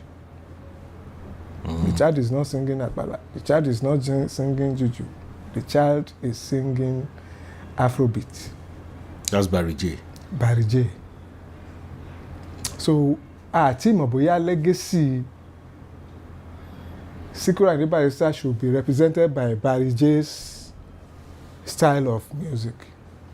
But tíyàn bá ń gbọ́ àwọn tracks Barry J, ẹ rí i pé Fuji element yẹn wà ń bẹ̀. Besides, ọgbọ́n wà nísàlẹ̀ gan. Because how old is he? Tíyàn bá gbọ́ ayé ò le fẹ́ni tó bá gbọ́n fẹ́ni tó bá mọ̀nú rò ayé. Àwọn nǹkan tó pack sínú orin yẹn very very deep in meaning. So tí ẹ bá gbọ́ pé ó kọ onífújì, ó mú intellect bàbá ẹ̀ ó fi gbé orin yẹn kalẹ̀. Kì í ṣe orin tíyàn máa gbọ́ tẹ́ máa ní ẹ má jẹ́ kọ́mọdé gbọ́. So ó bá orúkọ gidi ńlé ó dẹ̀. ìyìn tó kọ́kọ́ attract mi sí Barry J òun ni voice yẹn. mo wá rí i pé òkè bí ìgbà téèyàn jágbá lọ́dọ̀ Barrister ó jágbá lọ́dọ̀ IK Daro téèyàn bá ní combination yẹn kò sẹ́ni tó máa lè mú o. The guy is a fantastic singer. He is a faultless singer. Before I can endorse someone musically, kì í ṣe pé bóyá mo fi patronize ẹ àbí bóyá mo fi massage ego ẹ. Tí yóò bá ṣe dáadáa o, mo lè má sọ publicly, but n bá rí opportunity one on one, I'll tell him, no, you need to work on this, you need to work on that. But Barry J, fantastic singer. Ó ní talent yẹn tó pọ̀, but nǹkan tó fascinate mi jù nípa ẹ̀ ni pé àwọn orin yẹn, most of them tèmi ti gbọ́ o, mi lè sọ àwọn mi o, ọgbọ́n pọ̀ ń bẹ gan. Even in Afrobeat style, ọgbọ́n pọ̀ ń bẹ, òye pọ̀ ń bẹ. So now ká wá kó lákòótán, because mi fẹ́ ká lo conclusion wa lórí kákan generalize pé àwọn ọmọ tí àwọn great musicians bí pé wọn great bí bàbá wọn. It will be totally wrong, because ayé tí bàbá wọn gbé kọ́ láwọn gbé. Ó ti yàtọ̀ síra wọn. But ṣe rí nígbà míì, when the parents are extremely great, tí wọ́n bá ti set unassailable height sílẹ̀, ọmọ á suffer o. ọ̀rọ̀ lẹ́sọ̀ o. In wearing those shoes, ọmọ máa suffer. ọmọ yẹn sọ lẹ́ẹ̀kan pé bàtà KSA ó heavy ó tún tóbi. So as much as we can pé à ń advise ọmọ KSA kan ṣe báyìí, it may not make them greater than baba o. Even if baba's wish is that let my children be greater than I. Nígbà mi Ọlọ́run gan á wo èèyàn á dẹ̀ máa fi rẹ́rìn pé kì í tún jẹ́ kọ́ ọmọ ẹ tún grace jù ẹ lọ. Ṣé o mọ nǹkan tí mo kó fún ẹ? Ṣé o mọ àwọn tẹ́jọ́ bẹ̀rẹ̀? O mọ ibi tí ẹ bá dé? I mean, let's face it. Tí àwọn èèyàn méjì kan wá wà nílé ayé yìí tí Ọlọ́run favour nípasẹ̀ kíkọ orin, kì í ṣe David àti Solomon o. Ṣé o mọ orúkọ wọn? Sọ̀ni àtòbí. Òbí àti Sọ̀ni lórúkọ wọn jẹ́. Òbí àti Sọ̀ni lórúkọ wọn jẹ́. Ó ti kíní ẹ ní agbára. Ó ti pọ̀, ó pọ̀ gan. Because we are talking about between the two of them in terms of being in public space on the faces of people tí wọ́n gbé ojú wọn kúrò pé ẹ má rí mi. We are talking about 60 and 61 years being in the public face. Àwọn méjèèjì. Obey ó pé 60 lọ́dún yìí. King Sunny Adé máa pé 60 lọ́dún tó ń bọ̀. Wípé wọ́n wà in the public face in the public faces táwọn èèyàn. 68 ni Commander Mark ní year yìí. I'm not talking about his career. Okay. I'm talking about wípé àwọn èèyàn wọ́n ti dá mọ̀. Okay. Wípé wọ́n ti dá Obey mọ̀ ni mò ń sọ. Okay. Nígbà tí wọ́n bẹ̀rẹ̀ first recording. Okay. 1965. KSA bẹ̀rẹ̀ first recording 1966.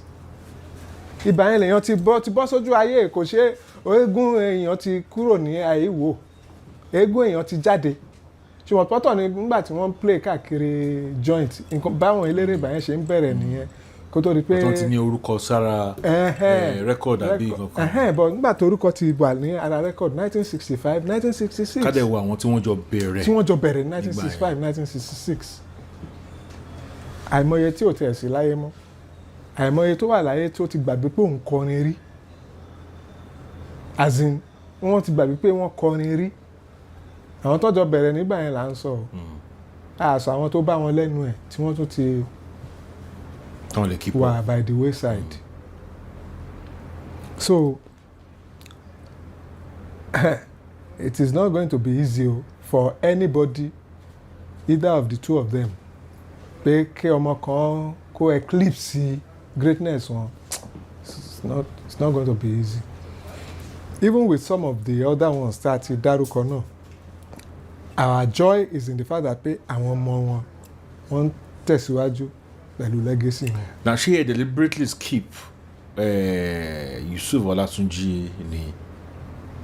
Yeah, I deliberately skipped him. Okay. Not because he is not recognized. Okay. But because he is a byproduct. What I mean by byproduct ni pé ọmọ tí Yusuf Olatunji bí ló bí Abidin. Okay. That's what but I mean, it's still the bloodline. He's a reference in the bloodline. He is. Okay. Ṣé o rí pé mo sọ̀rọ̀ nípa bàbá Fẹlá náà lẹ́ẹ̀kan pé mo skip wọn because JJ Ransom Kuti ló bí àwọn káwọn tó bí Fẹlá. Of course Abidin is but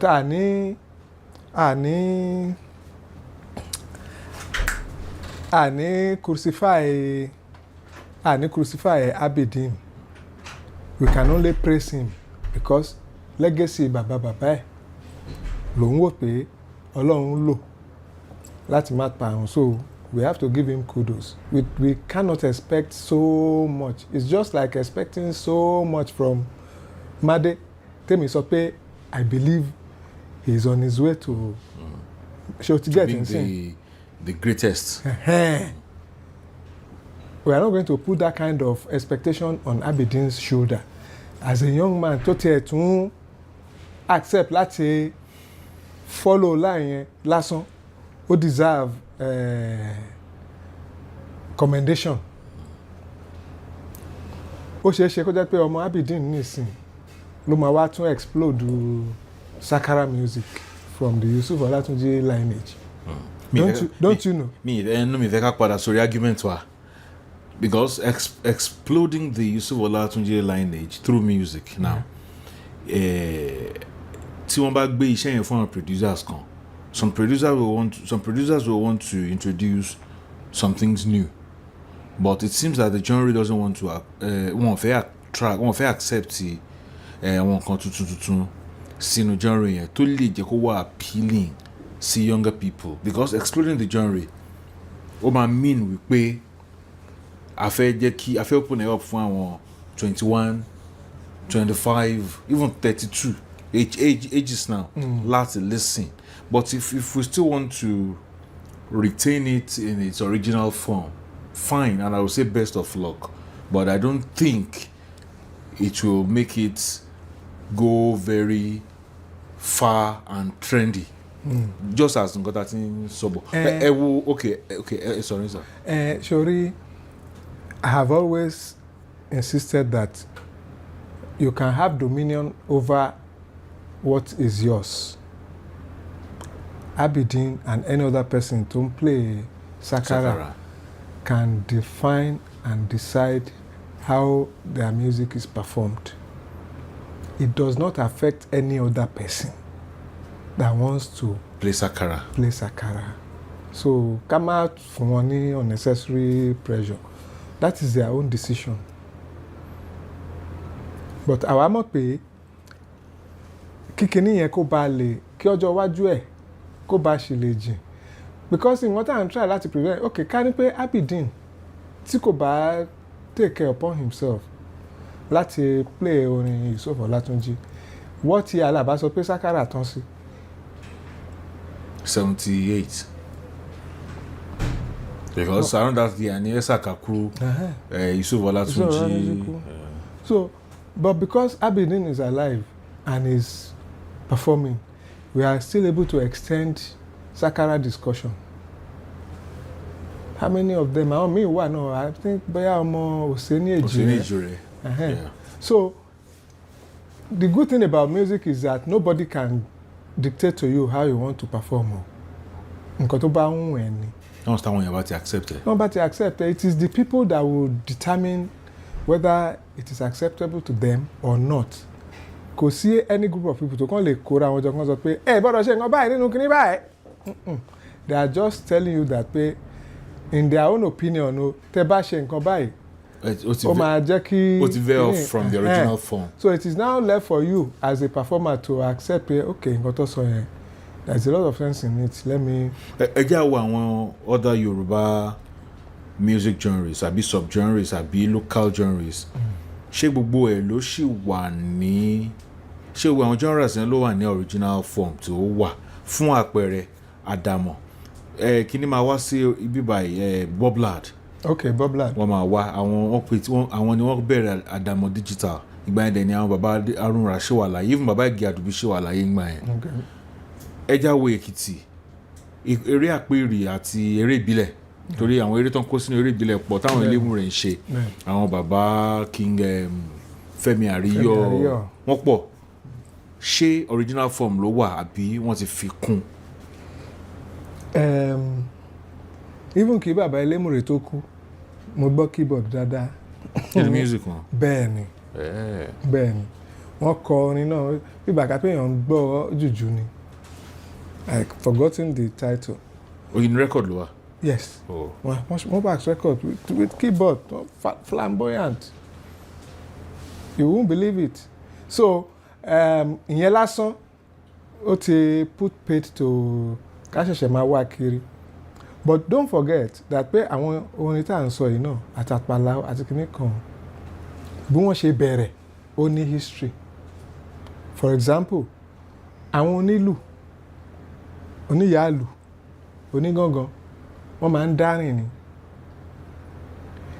àwọn tí wọ́n máa ń kọ́wọ́ rìn nínú wọn náà onílù ẹgbẹ́ wọn náà ni bóyá irú àwọn onídùndún yẹn for example wọ́n á ní olómele ìṣáájú olómele àtẹ̀lé alágúdá àti onígúdúgúdú tí wọ́n máa káàkiri wọ́n máa lùlù káàkiri but àwọn kan wà nínú wọn tó jẹ́ pé solo instrumentalist ni wọ́n ó lè jẹ́ pé ìyáàlù nìkan ni tó bá ti dé iwájú ilé olóyè kan á lù yẹn á kí olóyè yẹn tí yẹn bá ti dólóyè bá ti gbọ́ lù á yọjú síta á máa wá fi ìlù kì bójú owó ló máa ná ni á ná lówó bó ṣe rí aṣọ á ná láṣọ so get ìyẹn on one side another side àwọn a lè pè wọ́n ní oníjàlá onírárà ohun làwọn fi ń ṣe oríkì tiwọn àwọn náà máa ń káàkiri solo performer ni wọ́n á máa káàkiri ilé àwọn tó ní owó tó lọ́rọ̀ wọ́n bá ṣe ń kí wọ́n lè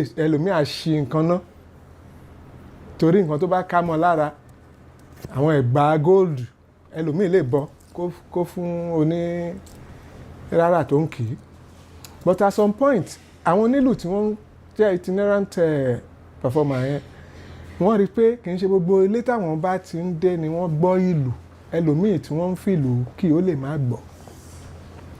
Wọ́n dẹ̀ ní alùbàtà kì í dárin. Òun ló dífá fún àwọn onílù míì tó jẹ́ oníyàálù especially tó bá fi ìlù yẹn kí ẹni yẹn wọ́n á tún fi ohùn wọ́n á tún fi vocalize ẹ̀. For example wọ́n bá délé ọ̀dọ̀ ẹni sìn délé àgbàmọ́ délé àgbàmọ́ àníkìláyà bí ìbọn àníkìláyà bí ìbọn ṣọgẹ́ bí àwọn dadakọ́dà wọn àwọn onílù míì wọ́n máa ń ṣe bẹ́ẹ̀ bọ́ gbogbo onílù náà kọ́ ló tún lóhùn. Kí ni àwọn yẹn wá ṣe? Wọ́n wá wá ẹni tí wọ́n mọ̀ pé ó ń sun rárá wọ́n á mú mẹ́gbẹ́ wọ́n á wá jọ máa káàkiri tóun bá ti ń lùlù onírárá yẹn á máa fi ẹnu sọ nítorí pé onílù yẹn ló fa ẹni tó ń kọrin mọ́ra nígbà náà lọ́hùn ni wọ́n ṣe rí onílù bíi ọ̀gá olórin. Mi mọ̀ bóyá àlàyé mi yẹn yẹ. Onílù ló fa olórin mọ́ra. Ó ti kọ́kọ́ ń káàkiri àtẹnirẹ́ntì. Oníkálùkù wọn rìn lọ́tọ̀ọ̀tọ̀ nígbà tó wáyà wọn wá wò pé ó ṣe kúkú wá join mi tí n bá ń fìlù wí kí wọn náà máa wí á tún pawó ju. Àwọn practice yẹn ló lead sí formation àpàlà music. That was why bí bàbá Haruna Ṣọlá ẹni tó ń lùlù kọ́kọ́ jẹ́ ọ̀gá tiwọn. Bàbá Haruna Ṣọlá gangan ló kọ́kọ́ jẹ́ ọ̀gá báǹdì. Níbẹ̀rẹ̀ pẹ̀pẹ̀ onígangan òun ló mú wọn mọ́ra. Tíyẹn bá jìnnà jù Àyìnlá Ọmọwúrà ò tí ì jìnnà ẹ̀dẹ̀ gbọ́ lẹ́nu bàbá Adéwọlé kan tó kú Adéwọlé Onílù Ọ̀la. Àyìnlá fúnra ẹ̀ kọ́ pé nínú eré àgbáyé láàyè o Ìṣọ̀lá mo fi àyè jù àfẹ́ni tó bá tún fẹ́ tọ́ máa nígi lájẹ́ bẹ́ẹ̀ ò bá fẹ́ tọ́ máa nígi lájẹ́ o máa wò wọ́n níran bàbá Gani ńlá síwájú gbogbo wa. Before then he had sang something like Adéwọlé Onílù Ọ̀la ìwọ lọ̀gá Ọmọwúrà mọ́tù because bàbá Adéwọlé ni ó ní báǹdì wọ́n pé ọmọ yìí lè kọrin ni wọ́n múra. That was bí àpàlà ṣe bẹ̀rẹ̀ nìyẹn. So these days táwọn èèyàn bá sọ pé onílù lọ̀gá olórin kò ń ṣe gbogbo orin ló apply sí. Nígbà tí Fuji máa bẹ̀rẹ̀ ká má sọ̀rọ̀ ọgbà ayé wéré nígbà tí Fuji máa bẹ̀rẹ̀ ẹni tó ń kọrin òun ló ń pe àwọn tó kù mọ́ra. Barrister ló pe àwọn onílù mọ́ra. Kollington ló pe àwọn onílù mọ́ra. So onílù tó ń lùlù fún onífújì ò lè sọ pé òun lọ̀gá onífújì. Nígbà tí wọ́n ń jí wéré àwọn tí wọ́n ń lùlù fún wọn máa ń dàgbà jù wọ́n lọ. Irú bàbá tí Àmíù náà kọ́kọ́ lùlù fún àwọn Barrister láyé oníwéré wọn. Mo rí picture wọn. Mo rí picture Alhaji Timi tí wọ́n dúró lẹ́gbẹ̀ẹ́ Barrister tí wọ́n gbé gángan wọn kápá. So tá bá sọ pé onílù ló yẹ kó jọ̀gá olórin ṣé bẹ́ẹ̀ náà ló ṣe wá máa rí ní jùjú ni. Oníjùjú òkè ẹ̀ kọ́kọ́ fi gángan bẹ̀rẹ̀ náà in the first instance kódà gan wọn fi ìyáàlú bẹ̀rẹ̀ kóńgà ni wọ́n ń bá wọn lù sí orin wọn àtàgídìgbò. So ó dé time kan kó tó di pé wọ́n pe onílù mọ́ra. So kì í ṣe gbogbo orin tá a bá ń kọ ni onílù ti jẹ́ ọ̀gá onílù. You ní high life ń sìn onífèrè lè jẹ́ ọ̀gá olórin. Exactly kó jẹ́ pé òun ló ní band irú Roy Chicago. He wasn't the lead singer but he was the band leader the owner of the band. Okay irú Expensive Olubi tó jẹ́ jùjú. He wasn't the lead singer. It was Auja Bello. I'm not sure he was even the guitarist. I'm sure. No, I think he played the guitar. I think he played the guitar. I think so. Torí kíní ló ń play guitar wọn. Bàbá Tony. Okay, Tony Paddington. Okay. Wọ́n wà lẹ́kọ̀ọ́. Okay. Wọ́n play guitar wọn. Àwùjá ń kọrin. Okay. But I think Expensive Olubi plays. But anyway, you are more conversant with all the stories you have heard. because it wasn't as if I saw him live. But ní àwọn local bíi àpàlà tó jẹ́ tiwantiwa yẹn. Àpàlà bí àpàlà ṣe bẹ̀rẹ̀. Tó jẹ́ orin àwọn orin tó jẹ́ tiwa.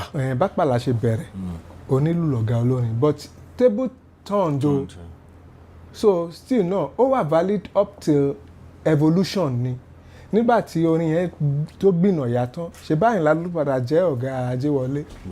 Ó dìjà wọ́n tún ṣe sílẹ̀. Bàbá Haruna Ìṣọ̀lá ló padà jẹ́ ọ̀gá band wọn nígbà táwọn àti onílù tí wọ́n separate.